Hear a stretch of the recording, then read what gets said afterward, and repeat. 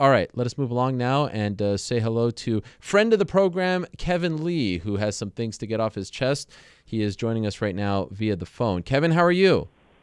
What's going on, Ariel? It's good. Smooth. It's good to talk to you, my friend. Were you in Las Vegas for UFC 229? Yeah, I was there. I was there for the prelims. I did a little bit of filming and a little bit of breakdown. But then I left right after. I kind of already knew where that was going to end up going. I roll everywhere solo here in Vegas, so the UFC day was kind of already putting me on edge about it. So it's like, you know what, I showed up to the whole day with a bulletproof vest on. People was asking me why and all this, and I left right after the Michelle Waterson fight. Wait, a legit bulletproof vest? A real one? Yeah, I mean, it was it's half fashion, half satire, but a lot of people took pictures and was getting on me about it. So you knew that a brawl would break out.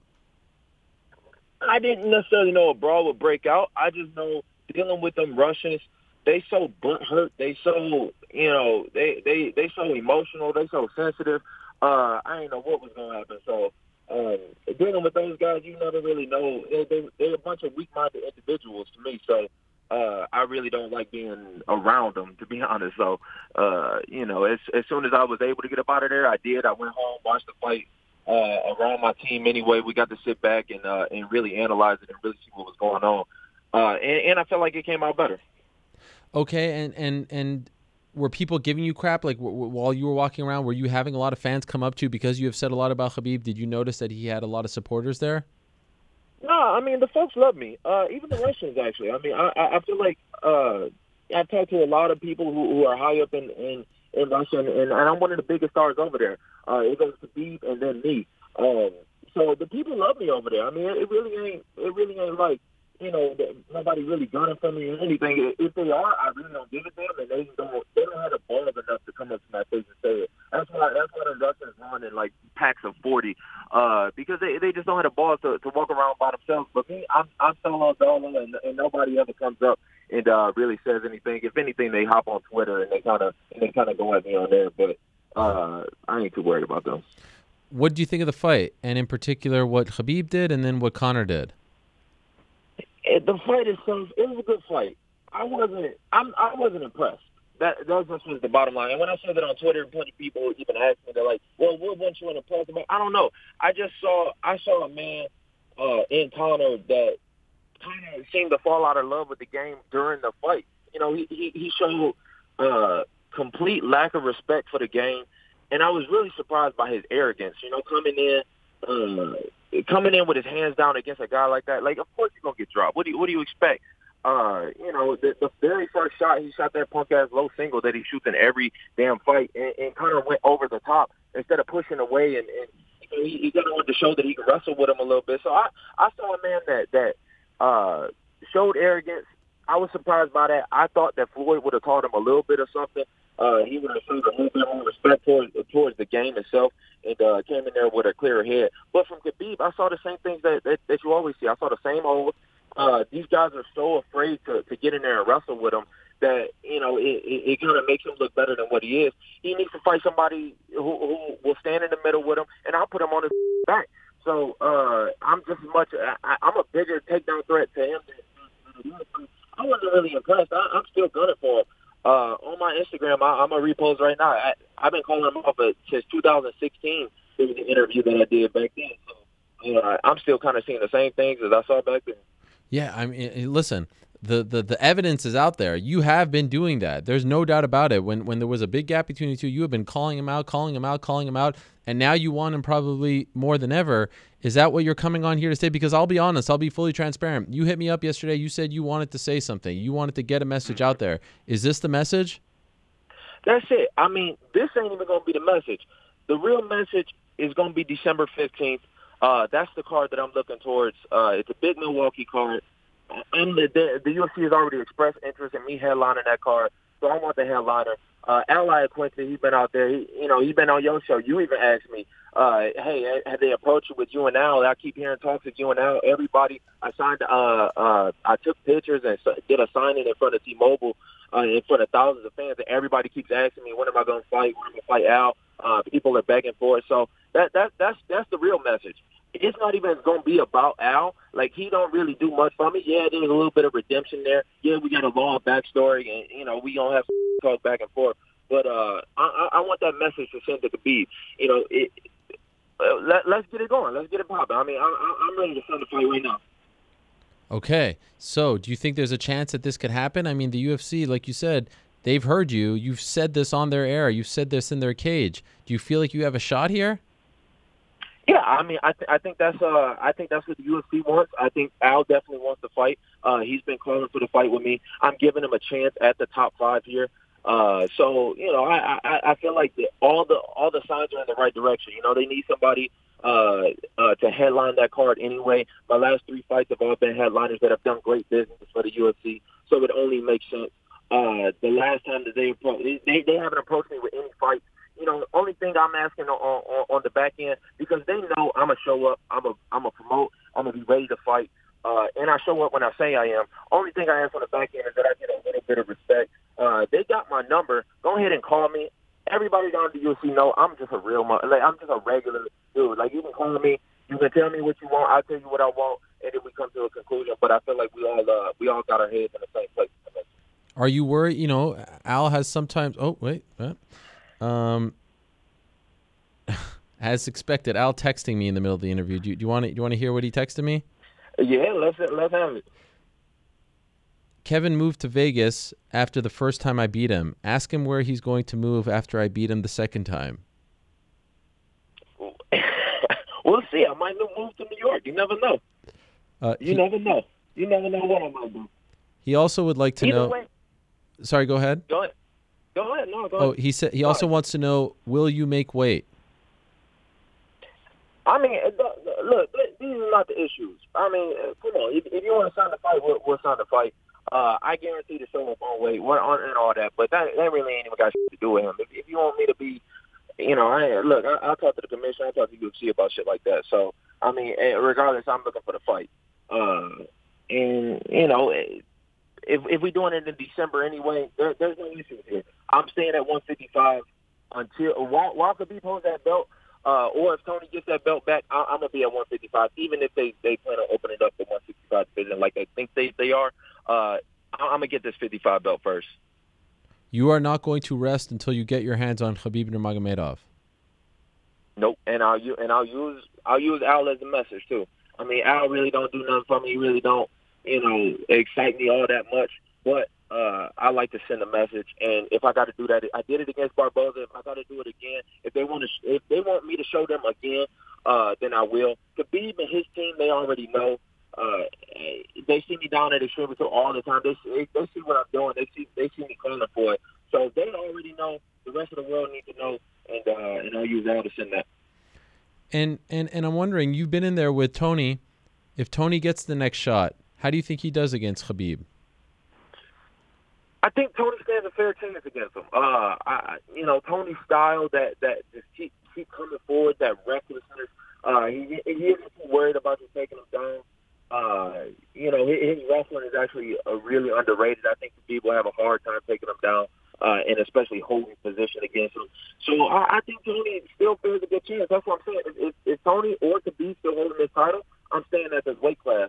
I got to be real. I think it makes logical sense if they try and make Tony and Khabib happen again. But you know, do they really want to run through that press and run through trying to sell that fight again for it not to happen? I don't know. Does he deserve it?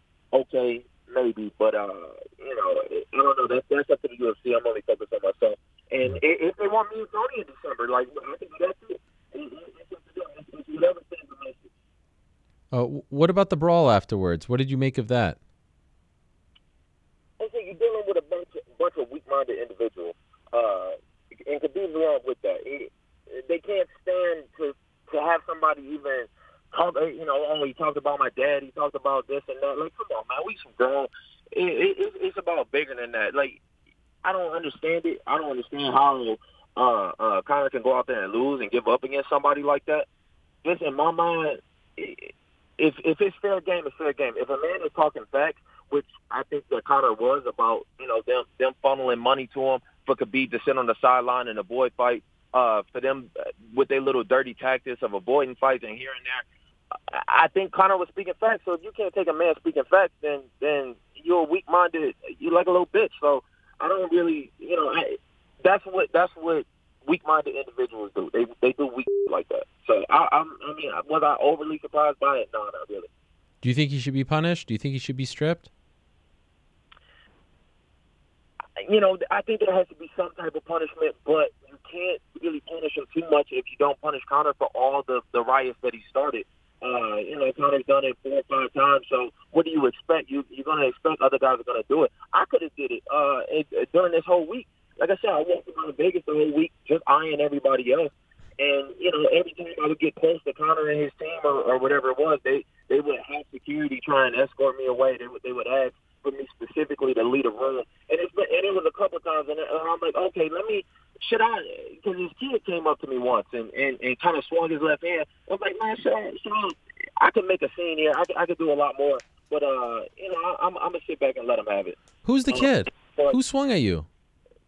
His kid. I'm talking about a baby, 2-year-old. Oh. It should have came with that, but, I did better. So I think they could have did better. Wow. Okay. And where do things stand with you and Dylan Dennis? Me and Dylan, I'm waiting on something to happen with that. While you were here, I kept calling. I'm calling for it again. I did multiple interviews calling for it. He wanted to do the 100,000 match. I was like, okay, cool. If we do it for, and I'm a real one. If we do it for 100K, I got to be able to do combat jiu-jitsu. I got to be able to slap you. I don't know where he get his money from, but mine came out the mud. I worked hard for my. So if a man is going to try and separate me from that amount, then I got to be able to slap you. That's at least got to be in the rules, and I think that's fair. If you want to do it for less than that, if you don't want to do combat jiu-jitsu, if you just want to go for my legs and flip upside down and try and put his hands in my face and all that, then we got to do it for less money. And that's where it kind of stood off from. I'm still waiting to hear something back. I'm not going to be waiting around forever on that. There's still something to be done. I'm not going to jump over and try and punch him in the face or anything like that. Dylan is a world champion in jiu-jitsu. I want to see what he's made of. But, if it's going to be for our bread, then you got to let me slap you. Did you guys see each other at the media workouts on Thursday? Yeah, and they escorted me away. Like I said, they did that a couple times. At the media workouts, I kind of stood in the back, watched everybody else. When they was there, and I saw Dylan, and I saw the rest of them. They wanted me off the stage, otherwise they wanted to come out and all that. And I just kind of let them have it. So, it is what it is. I got plenty of time. I'm not chasing after nobody, really. And, these guys are like, they can run all they want, but they know I'm still there, and they know I'm still constantly pacing towards them. So, it is what it is. How did you get on the stage at the media workouts? Come on, I got my ways. I got my ways there. Come on, this is Vegas. This is my city. I can't go wherever I want. If I wanted to be on K's side that night, I could have. I choose my own moves. So, I got my ways. Okay. Do you think if they do a rematch with Conor and Khabib, he has a chance? Like, did you see anything from Conor that makes you think that he has a chance the second time around? No, I don't think a rematch would be warranted. I don't even think you could really sell a rematch at this point. He showed zero offense during the whole fight, walking towards him with his hands down and even getting dropped. You really can't sell that at all. And I don't even think from Conor's perspective, I don't even think he wants that. If he was smart, he wouldn't want it. If he was smart, he would come back. He would try and do it a little bit cleaner way and come back and fight somebody with not as much in the plus column as him. That's why I'm not even pushing for the Conor fight. I know they ain't gonna give me that fight. They know I'm gonna do him way, way worse than Khabib did him. So I don't know. I don't know where to go with him, but that's on him. So to me, it seemed like the man fell out of love with the sport. He probably went over to boxing, made a bunch of money, and he kind of went out there and laid an egg. To me, he got to redeem himself. So I kind of love the man when I see that he's that weak. I'm gonna love him. So for you, December 15th, Iaquinta, it's not signed, but it's all pointing in that direction. There it is. I think the fans want it. The UFC want it. Everybody wants it. Al want it. Like we'll go ahead and get it in. It'll be a big card, big piece of history. So I think that's what we all looking forward to. I prepared myself to get ready for this last week. I was ready to make weight on Friday. I cut a little bit the night before just in case I got that call. I went through 6 weeks of mentally preparing myself, putting things on the back burner, kind of putting the rest of my life on hold just to get ready just in case without even, they at least show Kamar Usman the respect to pay him a little bit. They at least show the rest of these guys respect to pay him a little bit. But, I kind of did it out of just for the love of the company and the love of the sport. So, let's get one back there. All right. And it would be main event, right? Hey, absolutely. I mean, the last couple have been main events. Al's competed in a couple main events. They've all done good business. So let's do business again. I like it. By the way, one last message from Al. He says you're going to have to take off your bulletproof vest if you want to make weight. Say less. All right. Tell him I got it. Kevin, I appreciate you coming on. Thank you very much. Great stuff, and good luck getting that fight. You the man. All right, there he is, Kevin Lee, with a message. Wanted to get it out there. Happy to oblige. On fire today, Kevin Lee. The Motown phenom himself. Good stuff. Al Iaquinta.